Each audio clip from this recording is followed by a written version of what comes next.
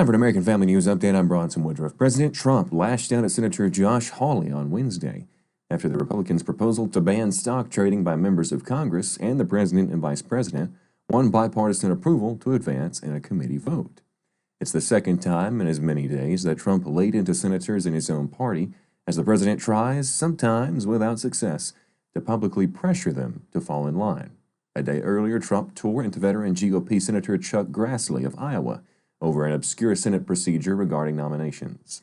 Trump called Hawley a second-tier senator who was playing into the hands of Democrats. Delta Airlines said one of its flights from Salt Lake City to Amsterdam was hit by serious turbulence, sending 25 passengers to hospitals and forcing the flight to divert to Minneapolis-St. Paul International Airport. It was an Airbus A330-900. It can seat over 250 people. It landed around 7:45 p.m. Wednesday. The airport fire department and paramedics met the flight. One passenger said people who were not wearing seatbelts were thrown about the cabin, saying carts and passengers alike hit the ceiling, then hit the ground several times.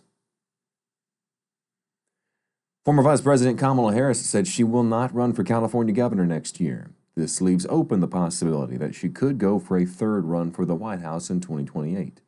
Harris said in a statement released by her office Wednesday, "Over the past 6 months, I've spent time reflecting on this moment in our nation's history and the best way for me to continue fighting for the American people and advancing the values and ideals I hold dear."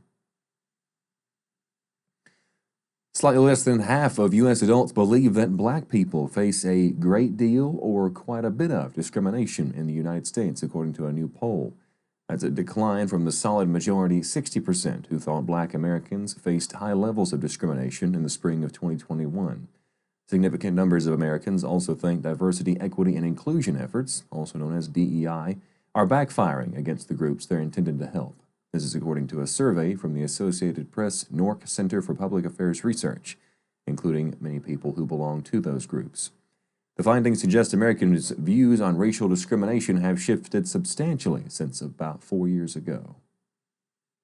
That'll do it for this AFN News Update. More info on these stories and other news from a Christian perspective is available on our website, afn.net. That's afn.net. Thank you for watching American Family News. I'm Bronson Woodruff.